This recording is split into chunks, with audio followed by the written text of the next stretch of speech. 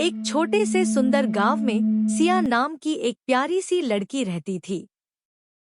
सिया अपने mummy papa और छोटे भाई रोहन के साथ एक छोटे से घर में रहती थी। उनका परिवार अमीर नहीं था, लेकिन उनके घर में प्यार की कोई कमी नहीं थी। सिया बहुत दयालु और मददगार लड़की थी। वह हर दिन अपनी मम्मी की घर के काम में मदद करती और अपने छोटे भाई रोहन को पढ़ाई भी कराती थी। एक दिन शाम के समय सिया जंगल के पास लकड़ियां इकट्ठा करने गई। जंगल में चारों तरफ शांति थी और हल्की ठंडी हवा चल रही थी। अचानक सिया को दूर से एक अजीब सी चमकती रोशनी दिखाई दी।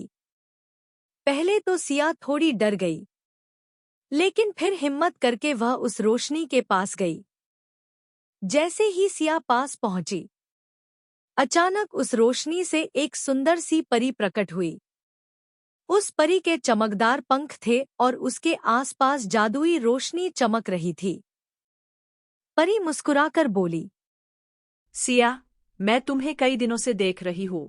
तुम बहुत अच्छी और दयालु लड़की हो, इसलिए मैं तुम्हें एक खास जादुई तोहफा देना चाहती हूँ। यह कहकर परी ने सिया को एक छोटी सी चमकती हुई जादुई छड़ी दी। परी ने कहा, जब भी तुम्हारा परिवार किसी मुश्किल में हो, तब इस जादुई छड़ी को घुमाना, लेकिन याद रखना, इसका इस्तेमाल कभी लालच के लिए मत करना। सिया ने खुशी खुशी वह जादुई छड़ी ले ली और घर वापस आ गई। कुछ दिनों बाद सिया के घर में खाने का सामान बहुत कम रह गया। तब सिया को परी की बात याद आई। उसने धीरे से जादुई छड़ी को घुमाया। जैसे ही छड़ी घुमाई, उसमें से तेज चमकती रोशनी निकली और अचानक घर में खाने का सामान और जरूरी चीजें आ गईं। सिया का परिवार बहुत खुश हो गया, लेकिन सिया ने हमेशा उस छड़ी का इस्तेमाल सिर्फ जरूरत के समय ही किया। कुछ समय बाद वही परी फिर से सिया के सामने आई।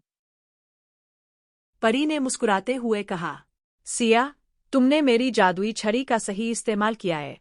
तुमने कभी लालच नहीं किया, इसलिए अब तुम्हारे परिवार की किस्मत हमेशा अच्छी रहेगी। इतना कहकर परी आसमान में उड़ते हुए गायब हो गई। उस दिन के बाद सिया और उसका परिवार खुशी खुशी रहने लगे।